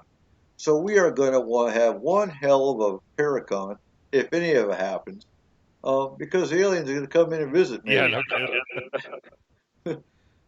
So yeah, it's going to be an interesting Paracon any way you look at it. And yeah, I'll have to have the QRT on standby, just in case one of these crazy things does happen. So yeah, what else you got for us, Markham? Well, let's see. There were 6 more mysterious radio signals. So that from space. So, kind of like the WOW signal. And apparently 2017 is going to be the year we have full government disclosure because people are going to start picking up alien radio transmissions.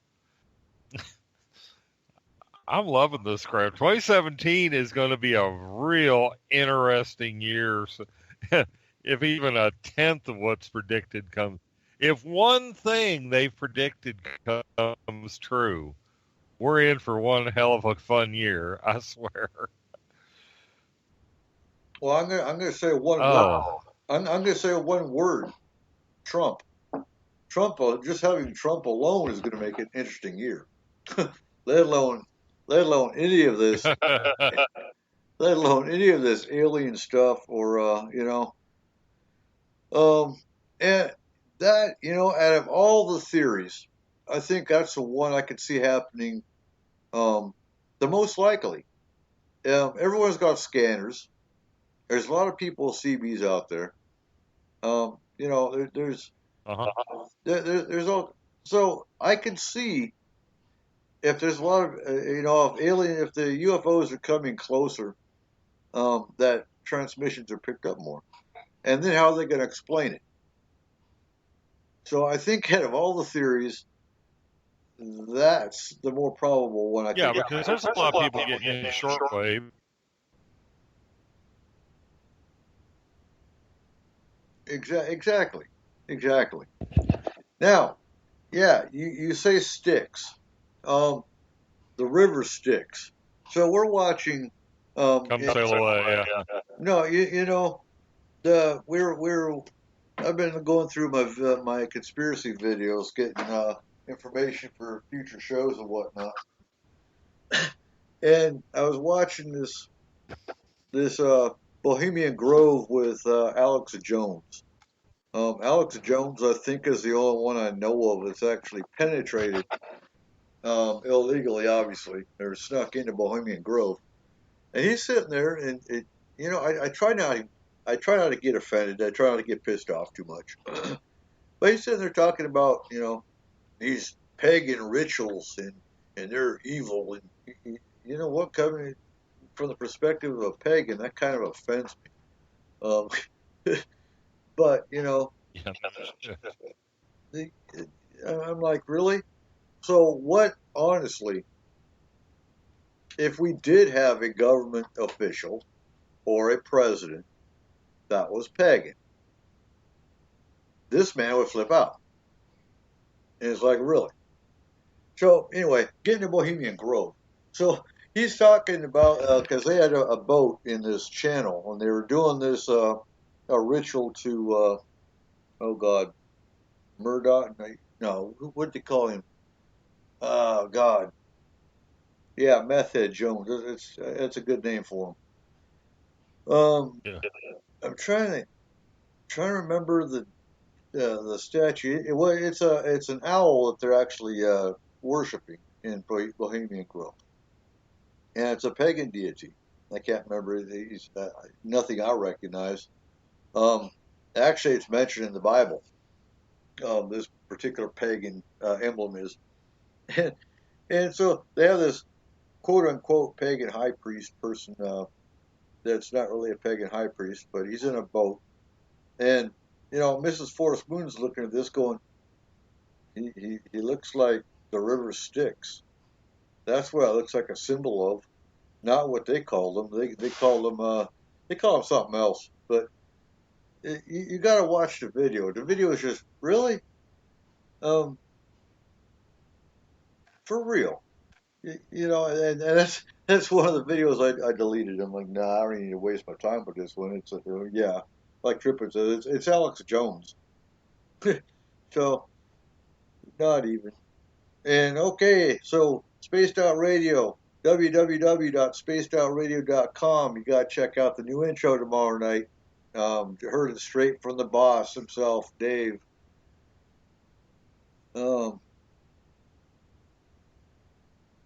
Yeah, it is, Joe. It's a giant owl. It's in Bohemian Grove, but they actually call. Oh God, I'd have to look it up. I don't want to look it up because if I pull anything up outside the studio here, then it kind of screws things up. Well, I'm looking for it. It's like. It keeps going to Moloch, but Moloch wasn't an owl. Moloch was like a bull. No, it was. I don't. It was Moloch. It's Moloch that they worship, but it's an owl emblem that they're using for wisdom. Oh, okay. The owl of Athena is the wisdom, and they're worshiping Moloch. Okay, well, Moloch's the one that's most known for the child sacrifice. Right, and they actually have a human form that they burn. And is anybody really in the human form? Nobody knows. But, we already did the Bohemian Grove show. And if you look at the names that have been to Bohemian Grove, oh my God, all the Bushes. I wouldn't expect anything less. But and then, of course, you got the rumors that went around that Hillary traveled to California. No, I'm not wearing headphones. Will that kill the echo? We'll try that out. But, there's rumors that Hillary was traveling to California to join a coven or to worship with a coven. I'm like, really? Well, even if she was, what's wrong with that? So she's a witch. Yeah. She's a witch and just doesn't want anyone to, because of course, look how they react. Even if she was a witch, there should be nothing wrong with that. If that's her belief, then we kind of proved through the Illuminati show that we did that America was not founded on Christianity. It was actually founded on paganism, but disguised under Christianity so that our founding fathers wouldn't be killed. So, but just because, even if this country was founded on Christianity, it was founded under religious freedom and the Establishment Clause, which should not make it that your president has to be a Christian anyway.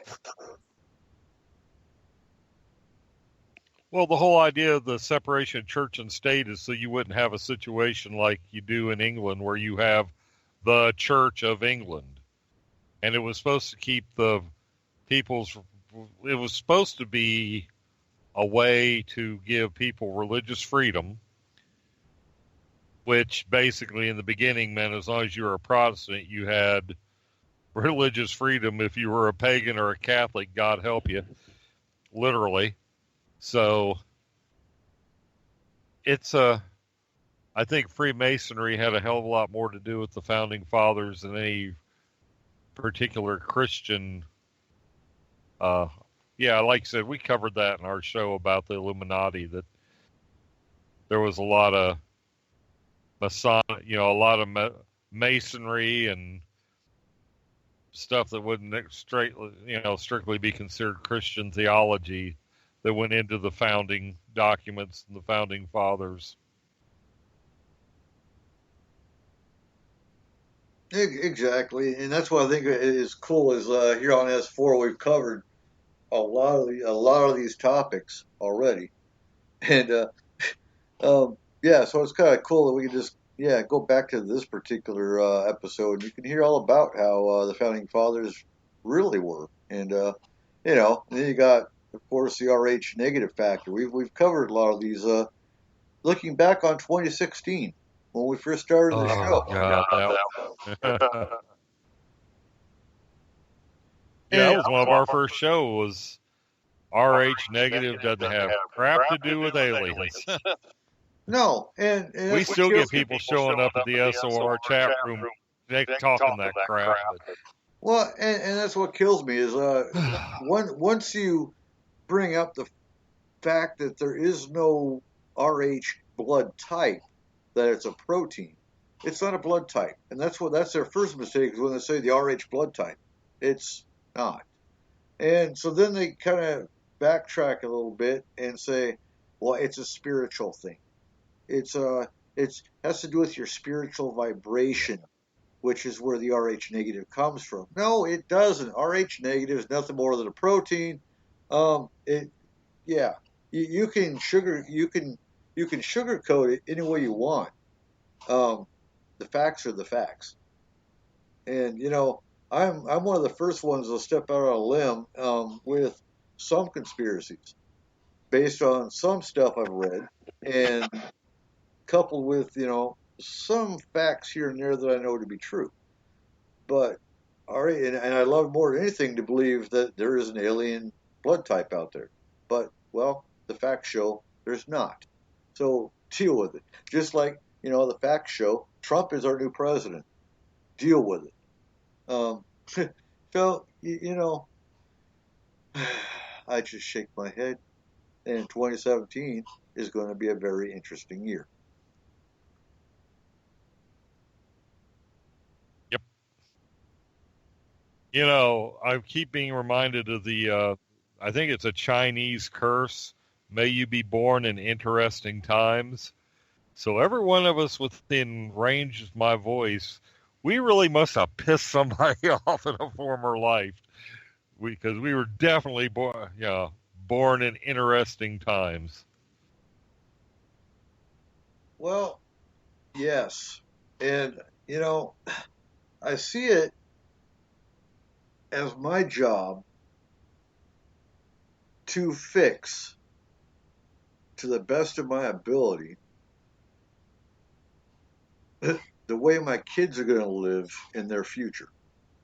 That's kind of why that's kind of why I do this. And we're having a whole lot of glitching here tonight. I know part of it's because of the snow and whatnot with satellites. But I feel bad, and it all goes back to DARPA, or not DARPA. DAPL. There we go, DAPL. That's another show. It is another show, but they aren't doing it just because it's tribal land. They're not doing it just because oil pipelines are known to be water destructive. They're doing it for the future generations. And I kind of look at today as what can we do to fix our government? Because I don't want my kids, God help them if they have to live in something worse than what we're in right now, And at the ages of 5 and 6, we were laughing because, by the time my daughter's 80, I'm going to be 100 and something, which I guess is feasible, but I don't see me living over 100. I just don't. I see me living till about 80 something, no problem. And I'm sure a lot's going to happen in the next 40, 50 years. Can you imagine?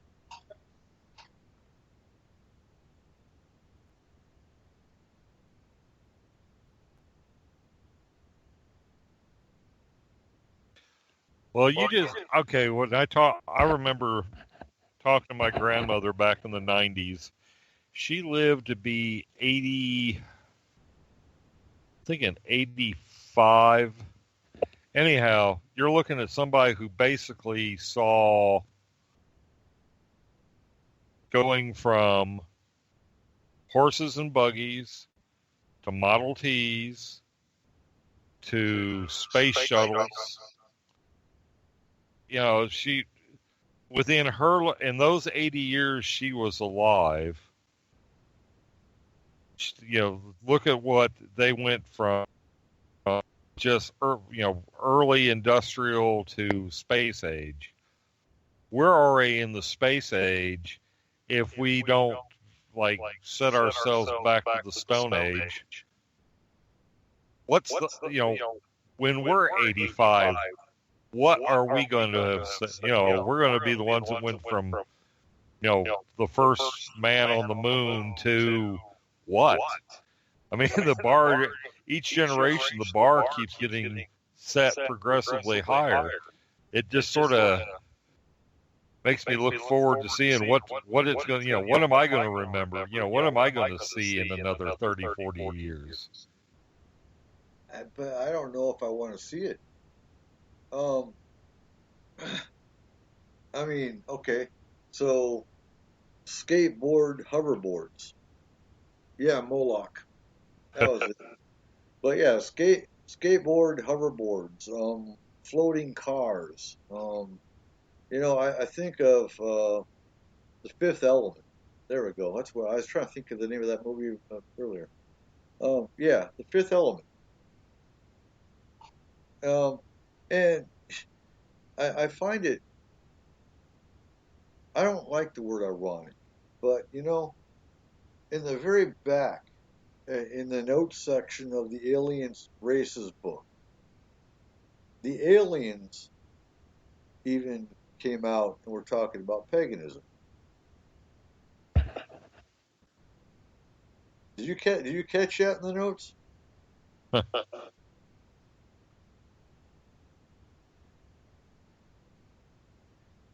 Do what now? You broke up on me. Just as you asked the question, you broke up on me. Yeah. No.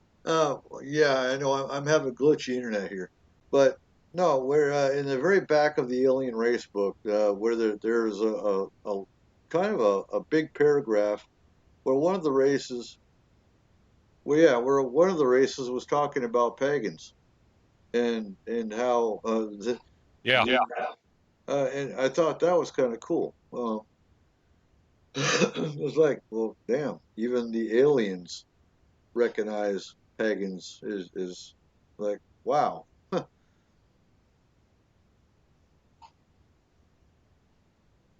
And again, I can't open the book up right now, but yeah, I think the reptilians, and this isn't a quote, folks. This is just me joking. But I think the reptilians created the Catholics.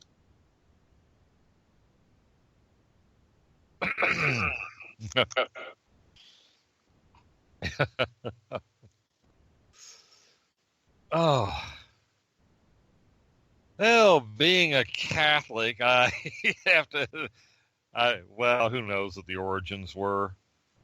I mean, you look at the whole Christianity thing, and the message might have been good, but I think it's gotten so bogged down with man-made addendums and extra bull crap that the message has gotten lost. I doubt if today's Catholic Church would recognize Jesus if he did come back.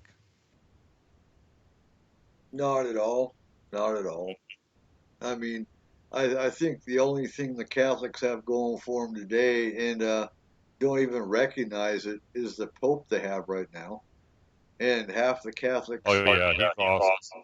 Well, and half the Catholics have turned their back on the Pope because he embraces homosexuality, and he embraces the homeless, and he embraces the real people. he doesn't believe in, the archbishop should drive a Cadillac, and he condemns the ones that are rich for being rich because they're supposed to be there for the people, not for driving a Cadillac, not for living in a damn palace by any means. That's why he chooses not to live in the house they gave him, because it's too rich. He lives in an apartment, and that it just really, and half the Catholics condemn him because no, God wanted us to be rich, and He wanted us to. No, He didn't. Christ Himself washed the feet of the poor, and healed the lepers, and walked among. Come on now. And I might be pagan, but dude, I know Christianity more than most Christians, obviously. Well, that was one of the big criticisms of Jesus. It's like he hung out with prostitutes, publicans, tax collectors, the people that the upper echelon Jews didn't like or approve of. And it's like, well, who else is the savior of mankind going to hang out with? The people that need saving the most. It's like church is for the sinners.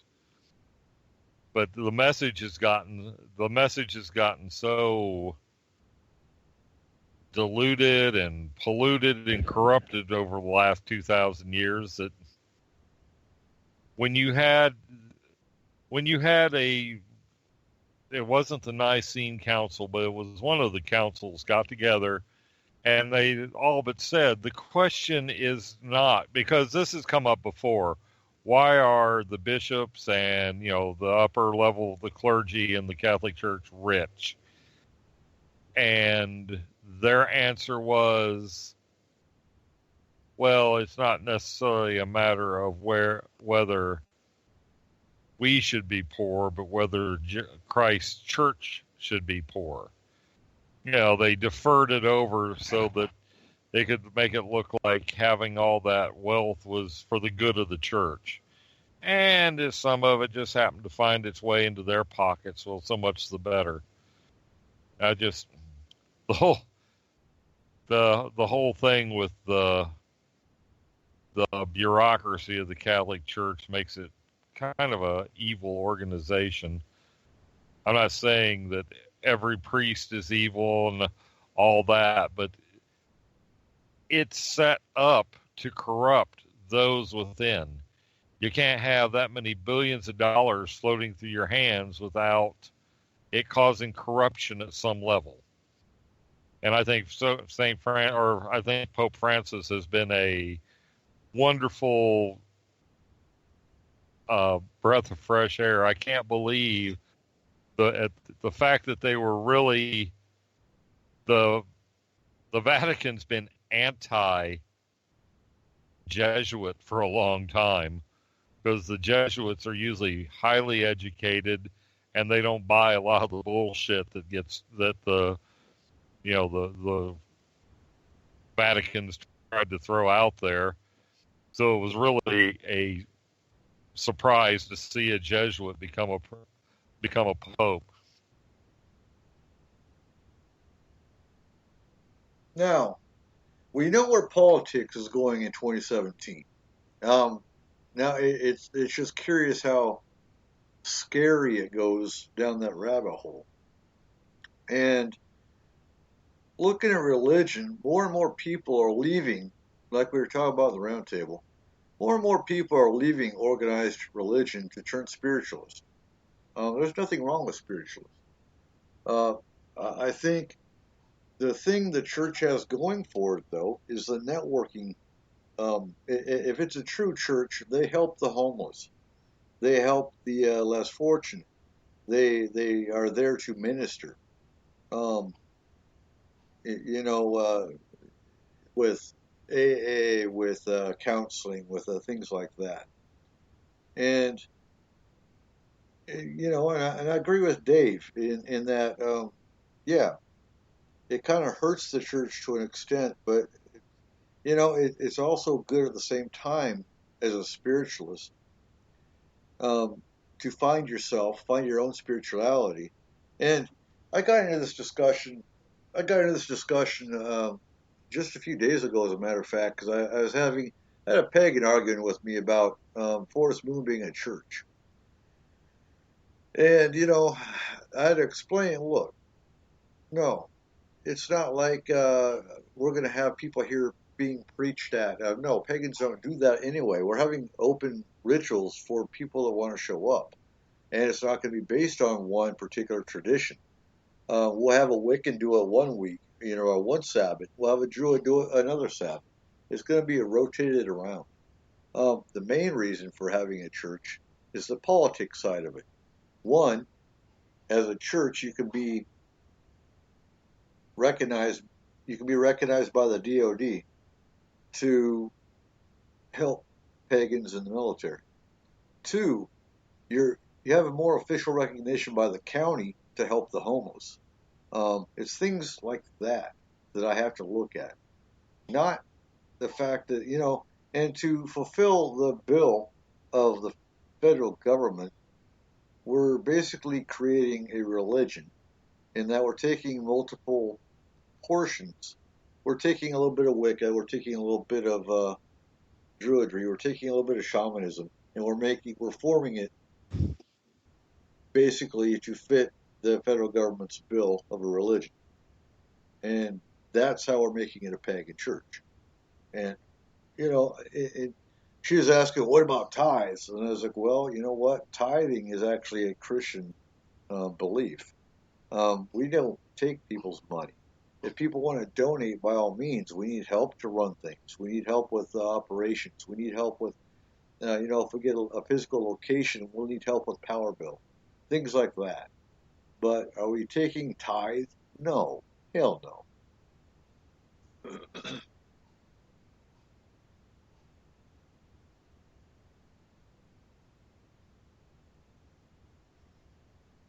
So what last words do you have about 2017 for us there, Markham? Fasten your seatbelts. It's going to be a wild ride. Like I said, if just one of the things they're predicting comes true, it's going to be a paradigm-shifting year. Just one thing. So it should be a really interesting year. It's the year that Spaced Out Radio is going to go terrestrial, mainstream. Agreed, and you know, predicted by Nostradamus. Yeah, a paradigm shifting, I think, is the probably more accurate way of saying it. And people talk about this vibrational shift. Okay, I can kind of get 1 foot on that. That's okay. Because I don't think 2012 was a physical. I don't think it was ever meant to be. Oh, the world's going to end in 2012. I think, honestly, humanity was going to be awakened in 2012. I still believe that. I think it's a very minimal shifting, if you want to, for lack of a better way of explaining it. I think it's a progressive shifting. I think 2017 might be a second part of that shifting. And I don't know. I'm trying to think how to form it in words.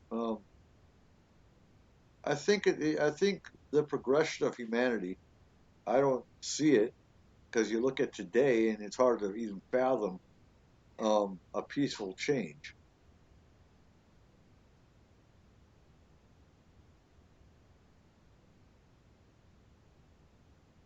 I'm almost wondering if,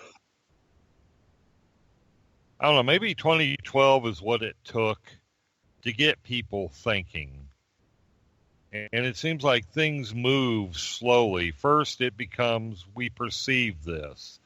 Then the more we dwell on it, the more reality tends to shape toward what we're dwelling on. And it's almost like we're creating our reality by the mass conscious, the collective unconscious, and what we're believing at the time. People act like these religions are, cast in stone, and Christianity's fairly new kid on the block when you consider that how many thousands of years did the Egyptians worship Isis? And that's just one culture. Nothing, it seems, as far as social convention, religion, mythology, none of this stuff lasts forever. I guess it's a testament to the message, in the initial message of Christianity, that it has lasted 2,000 years. Here's what kills me.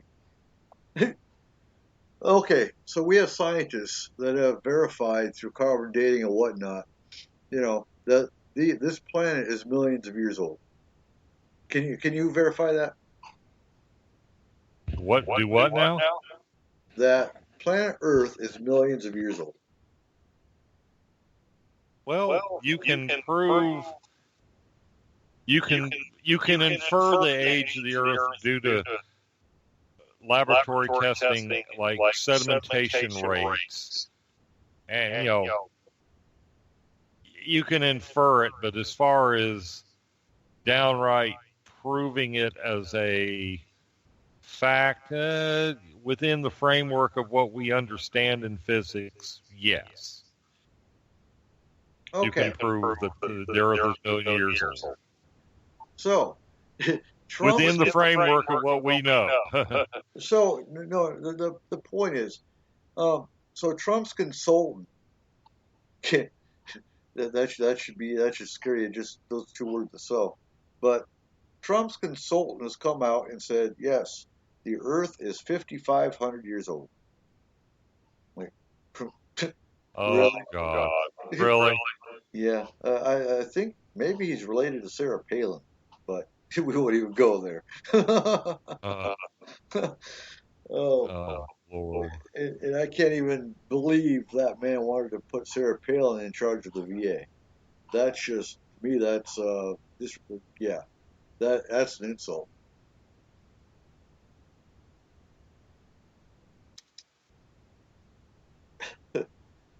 Oh, God.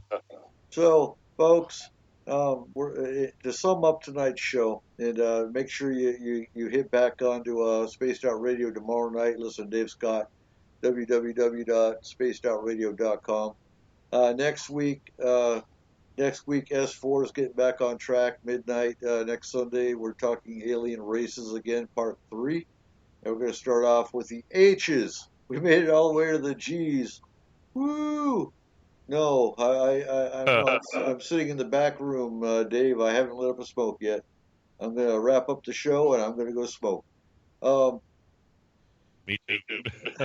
Most definitely. Tonight was a good show. We talked about everything under the sun, plus 2017.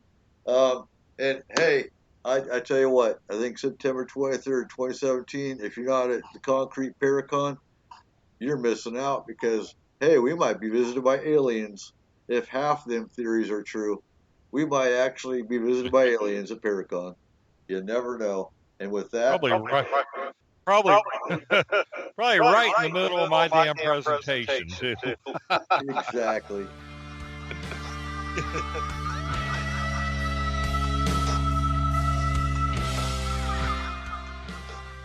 All right, y'all have a good night. Have a great New Year. And we'll see you next week. And actually, we'll see you tomorrow night on Spaced Out Radio. Good night, folks.